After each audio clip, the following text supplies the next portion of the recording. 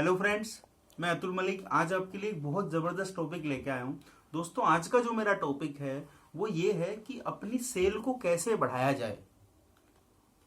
अगर आपने ये फॉर्मूला सीख लिया, अगर आपको ये लॉजिक समझ में आ गया, अगर आपको ये तरीका समझ में आ गया, तो मुझे नहीं लगता कि शायद आपको ज़िंदगी में आगे बढ़ने से कोई रोकने वाला है।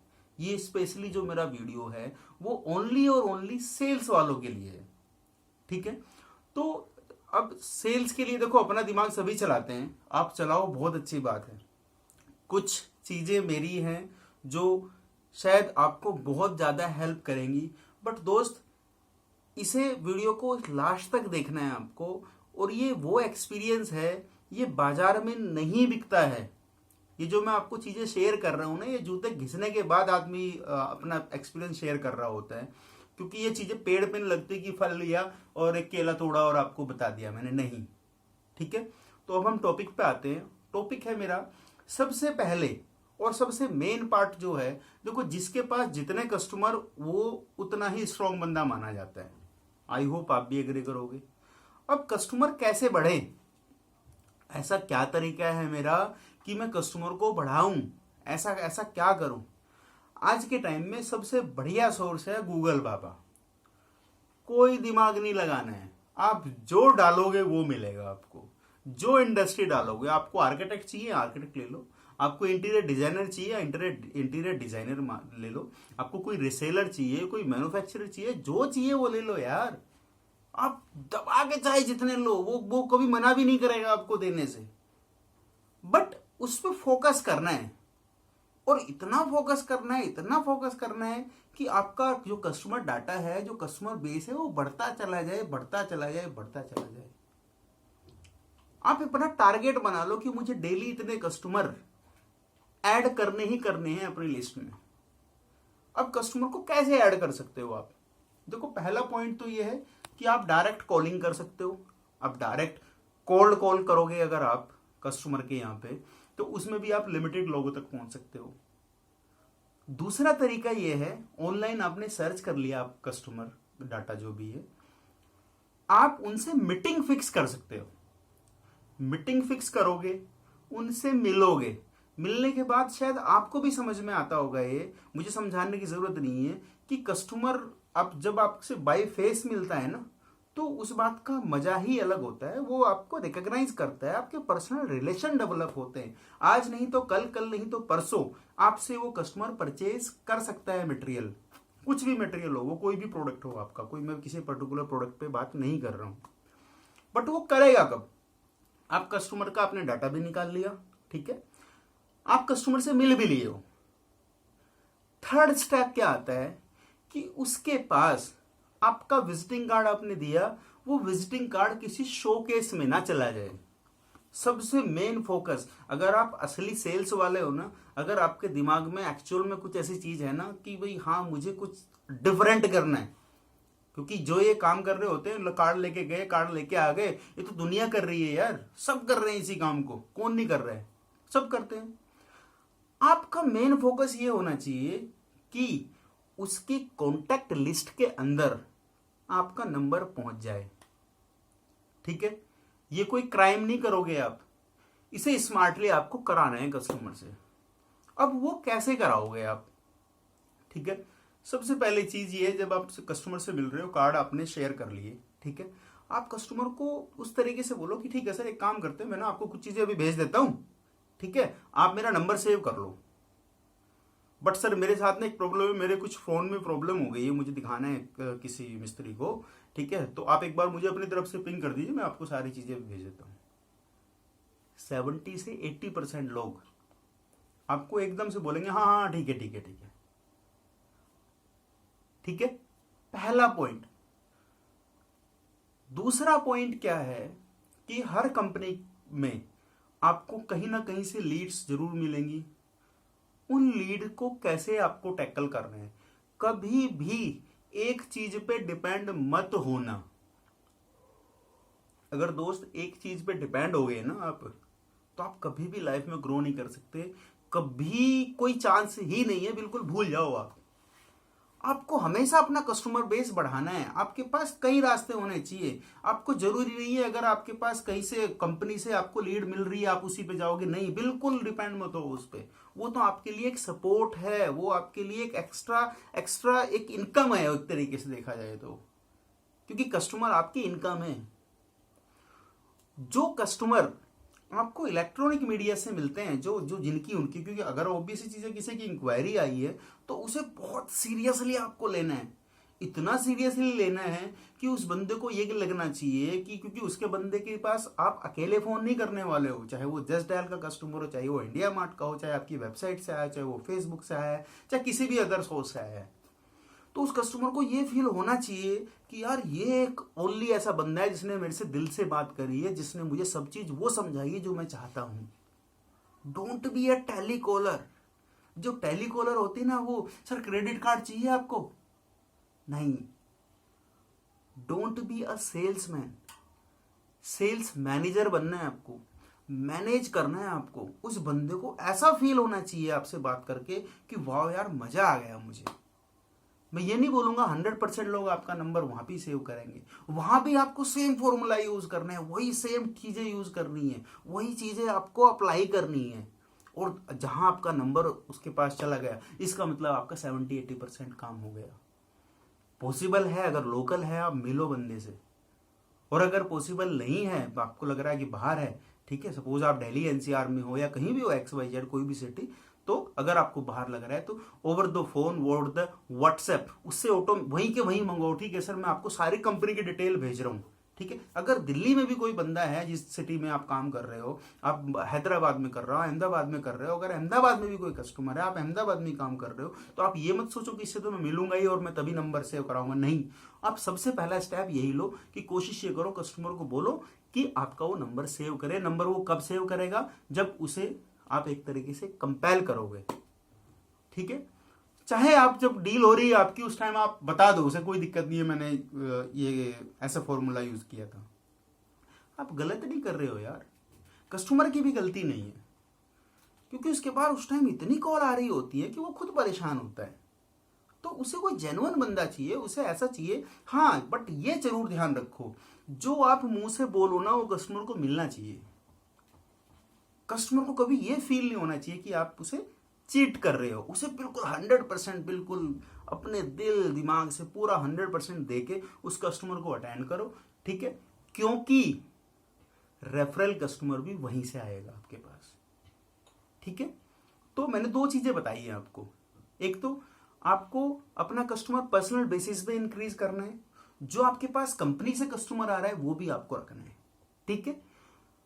और किसी भी एक कस्टमर पर डिपेंड नहीं होना है आपको।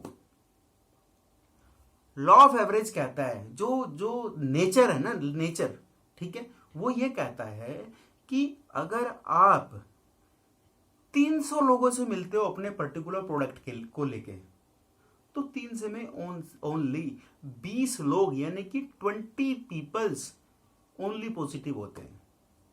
बट वो होता कब है कि उन 300 लोगों तक आपको पहुंचना है, ठीक है। तो ये ऐसा क्यों है कि भाई 300 लोगों तक पहुंचना है? कोई जरूरी थोड़ा ही ना है कि भाई 300 लोगों तक पहुंचेंगे तभी हमें कस्टमर मिलेगा, नहीं, या नहीं है, ऐसा बिल्कुल नहीं है, ठीक है। ये आप सोच सकते हो, उसके लिए मैं बिल्कुल मना नहीं करूंगा। बट दोस्त आप समझो, सपोज अपने घर से आप निकलते हो और आप जेब में पैसे लेके जाते हो और आपको चीनी खरीदनी है, 10 दुकानें हैं, जरूरी है कि 10 दुकानों पे वो चीनी मिल जाएगी? नहीं मिल सकती, समझे? तो ये जरूरी नहीं है।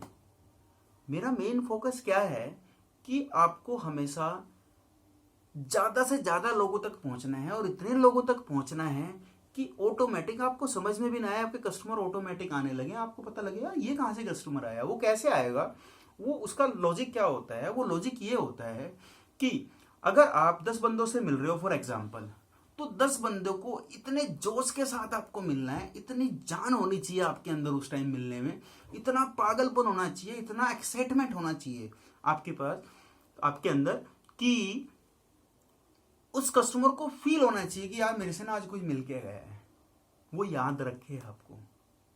और वो याद तभी रख सकता है कि अगर आप कुछ एक्स्ट्रा करके आओगे। ठीक है, अब जो मैं बात कर रहा हूं अभी मैंने आपसे जिक्र किया था कि law of average. Law of average क्या होता है? लॉ ऑफ एवरेज होता है if you meet more number of people more are the chances of sale. यानी कि अगर आप 300 लोगों से मिलते हो तो 300 लोगों से मिलने के बाद आपको 20 कस्टमर पॉजिटिव मिलते हैं। अब वो पॉजिटिव हमें ढूंढने होते हैं। कैसे ढूंढते हैं? फॉर एग्जाम्पल, अगर मैं आपको बोलता हूं कि आप एक काम करो, एक रूम के अंदर मैंने आपको छोड़ दिया और वो रूम के अंदर अंधेरा है और उसमें मैंने एक बल्ब लगा दिया और मैं बोलता हूं कि उसके अंदर ना मैं 100 स्विच लगा देता हूं। 100 स्विच लगाने के बाद आपको मैं बोलूं कि जाओ एक काम करो, ये बल्ब आप ऑन करके दिखाओ। कैसे करोगे आप ऑन?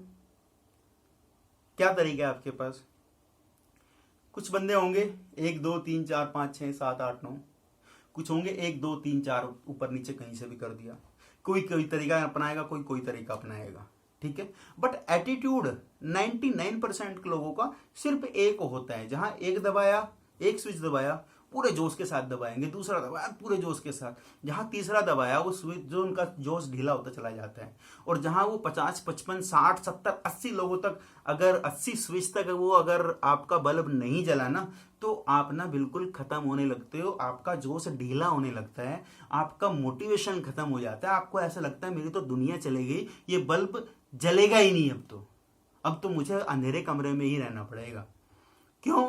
क्योंकि आप उस चीज में कमियां निकालना शुरू कर दोगे, कंप्लेंट करना शुरू कर दोगे। आपको सिर्फ सारी कमियां वहां नजर आएंगी, आपको ये अपने अंदर कोई कमी नजर नहीं आएगी, क्योंकि मैंने तो 80 स्विच तो ऑन करके देखे हैं ना। आप क्या बोलोगे उस टाइम? आप बोलोगे कहीं स्विच तो खराब नहीं है, कहीं वायर तो खराब नहीं है, कहीं ऐसा तो नहीं है कि सारे जो स्विच लगा रखे हैं इसमें इसका स्विच हो ही ना। आप तरह तरह के नेगेटिव यूज करोगे, बट एक्चुअल में ये तरीका नहीं होता। जब आप किसी को कॉल कर रहे हो, जब आप किसी से मीटिंग कर रहे हो, जब आप किसी कस्टमर के पास जा रहे हो, आपके अंदर ये तो सोच आनी ही नहीं चाहिए कि आपको ये कस्टमर आपसे प्रोडक्ट लेने वाला है। नहीं, बिल्कुल भी नहीं आनी चाहिए। क्यों? क्योंकि ये सेल्स का पार्ट नहीं है। सेल्स कहती है कि आप जितने लोगों से मिल रहे हो पूरे एक्साइटमेंट के साथ मिलो, पूरे जोश के साथ मिलो, अपना 100% दो दोस्त। सेल्स आपके पीछे भागती है, आपको जरूरत नहीं है सेल्स के पीछे भागने का। सेल्स के पीछे भागता है सेल्स मैन, और जो सेल्स को मैनेज करता है, इट मींस सेल्स मैनेजर। जो मैनेजर होते हैं ना, वो सेल्स को मैनेज कर रहे होते हैं, क्योंकि उन्हें पता है तरीका क्या है सेल करने का। उन्हें पता है उनके पास एक कस्टमर से नहीं आएगा तो दूसरे से आएगा, दूसरे से नहीं आएगा तो तीसरे से आएगा, तीसरे से नहीं आएगा तो 30वें से आएगा, 30वें से नहीं आएगा तो 300वें से आएगा, और 300वें से नहीं आएगा तो 3000वां नंबर है ना, उससे भी कस्टमर से उसके पास सेल्स आ सकती है, उसके पास भी रिक्वायरमेंट हो सकती है। और जिसके पास कस्टमर ही गिनती के 30 है, आपने सुना है नंगा नहाएगा क्या और निचोड़ेगा क्या? तो इसीलिए अपना जो कस्टमर बेस है जितना भी बढ़ा सकते हो ना, जितना भी बढ़ा सकते हो ना, आप किंग हो, किंग। आपसे बड़ा कोई किंग नहीं है, जिसके पास जितने कस्टमर वो इतना बड़ा किंग। तो आई होप ये मेरा मैसेज आपको समझ में आया होगा। और लास्ट में फिर मैं एक रिपीट कर रहा हूं वही चीज, दोस्त, कस्टमर पहला हो या 100वां हो, आप कोल्ड कॉल कर रहे हो, आप ओवर द फोन कॉल कर रहे हो, डायरेक्ट कॉलिंग कर रहे हो, डायरेक्ट डोर टू डोर जा रहे हो, कैसे भी कर रहे हो, ठीक है, एक कस्टमर से जो बात हुई है, चाहे उसने गालियां भी दी है ना आपको, दूसरे कस्टमर को भनक नहीं लगनी चाहिए, दूसरे कस्टमर तक वो चीज नहीं पहुंचनी चाहिए। चाहे वो 99 नंबर कस्टमर हो, चाहे वो पहला कस्टमर हो, चाहे वो 80 नंबर हो, चाहे वो 88 नंबर हो। ठीक है, मोरल ऑफ द स्टोरी यही है कि कस्टमर बढ़ाते चले जाओ, और कस्टमर के साथ पूरे एक्साइटमेंट के साथ, और पूरा मेंटल लेवल यहां होना चाहिए आपसे। कभी भी कस्टमर से यहां होके बात मत करो। जब आप नीचे जाके बात करोगे ना, तो आप समझो आधे तो वहीं हो गए। कस्टमर को ये फील ही नहीं होना चाहिए कि वो कंपनी के मालिक से बात कर रहा है या कंपनी के नौकर से बात कर रहा है। कंपनी को ये कस्टमर को ये फील होना चाहिए कि मैं जिससे बात कर रहा हूं ना, ये बहुत जिम्मेदार बंदा है, बहुत जेन्युइन बंदा है, और जो करेगा यही करेगा। कभी उसे ये फील नहीं होना चाहिए कि अच्छा एक काम करो अपने सीनियर से बात करा दो मेरी, अच्छा एक काम करो अपने सीनियर से बात कर लो, अच्छा एक काम करो अपने सीनियर से मीटिंग करा दो।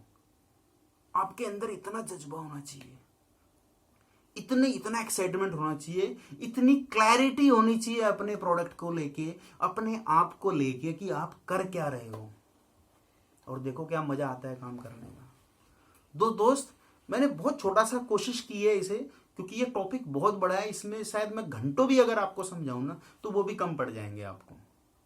तो मैंने कोशिश करी है कि छोटा सा इसे एक्सप्लेन करूं, ठीक है। अगर आपको फिर भी कोई क्वेश्चन, कोई क्वेरी अगर आपका है तो आप मुझे कमेंट बॉक्स में डाल दिए, ठीक है, और मैं कोशिश करूंगा कि आपको क्लैरिफाई करूं। आपको लग रहा है कि हाँ मुझे ये प्रॉब्लम आ रही है, हो सकता है मैं नेक्स्ट वीडियो उस पर बना दूँ, ठीक है दोस्तों। तो thank you, have a nice day.